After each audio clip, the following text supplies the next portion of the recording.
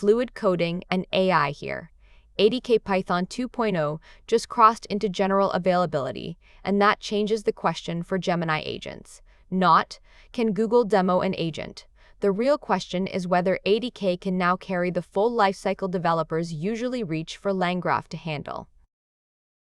The bar for this build is deliberately higher than a toy weather bot. The agent needs a graph workflow, a small team of specialists, a human approval step, traceable execution, regression evals, an MCP tool, and a believable deployment path. If ADK can make that loop shorter for Gemini-heavy apps, it matters. If it only looks nice in a notebook, LangGraph still owns the serious path. The big change in ADK 2.0 is the workflow runtime.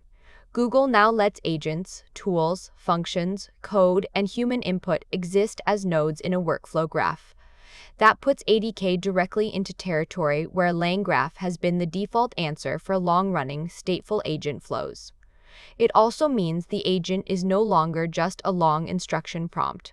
The path is explicit enough to inspect, test, and resume. For the demo shape, use a release triage agent.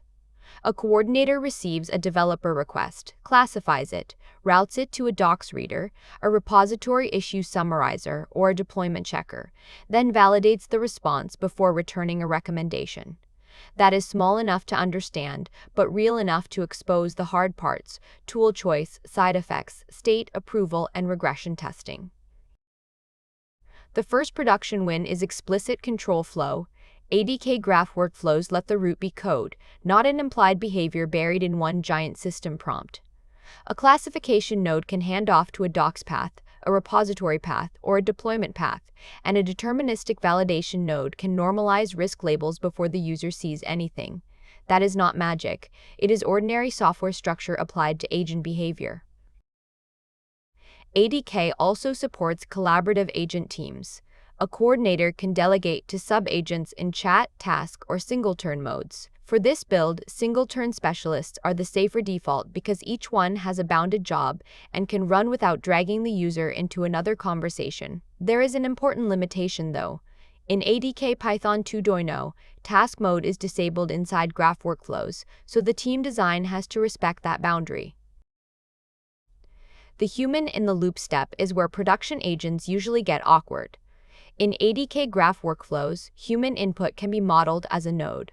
A request input step can pause the workflow before anything risky happens, like filing a ticket, opening a pull request, deploying, or sending an external message. The useful detail is that the approval step does not need a model. It can be a predictable workflow pause with a message, payload, and response schema. The MCP piece is where a demo can become risky fast. ADK's MCP toolset can connect to an MCP server, discover tools, adapt them into ADK tools, proxy calls, and filter what the agent can use. For a production-style demo, the safe version is a restricted file system tool or a credentialed GitHub tool with narrow permissions.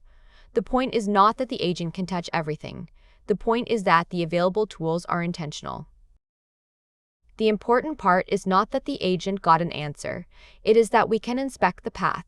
ADK includes distributed tracing for the request journey through agents, workflow invocations, tool execution, model calls, and external APIs. It uses OpenTelemetry Gen AI conventions and the OTLP wire format, which keeps the trace story compatible with backends like CloudTrace, Jaeger, Grafana Tempo, and Datadog.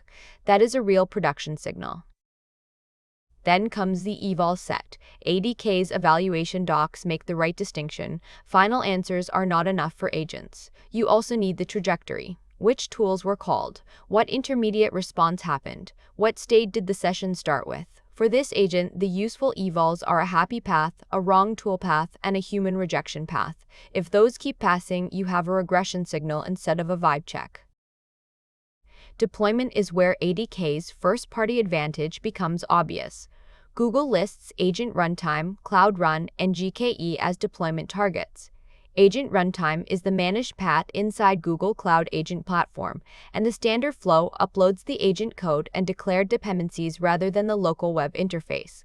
That is clean if your destination is Google Cloud. It is less compelling if your organization wants a provider-neutral runtime. The Gemini model evidence is useful, but it needs a boundary. Google lists strong agentic and coding benchmark results for current Gemini models, including Gemini 3.5 Flash Preview and Gemini 2.5 Pro. But those are model benchmarks. They do not prove ADK is faster, safer, or more reliable than LangGraph as a framework. So the honest claim is narrower. Gemini is a serious model family for agent work, and ADK is now a serious first-party lifecycle wrapper around it. So, is ADK now better than LangGraph for Gemini-heavy apps?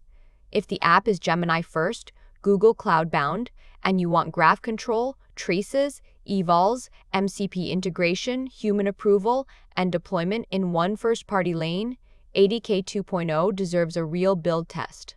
If you need provider portability, LangSmith-native operations, a broader ecosystem, or a non-Google deployment strategy, LangGraph still looks like the safer default. My verdict is, do not migrate because ADK 2.0 is new. Test it because the shape is finally production relevant. The win is not that ADK replaces every generic agent framework. The win is that Google now has a credible, code-first path from Gemini agent design to graph execution, human approval, tracing, evals, MCP tools, and Google Cloud deployment. For Gemini-heavy teams, that is enough to move ADK from watchlist to prototype. If this helped you decide where ADK fits in your agent stack, like the video and subscribe to Fluid Coding and AI for more practical builds around AI frameworks, developer tools, and production-ready workflows.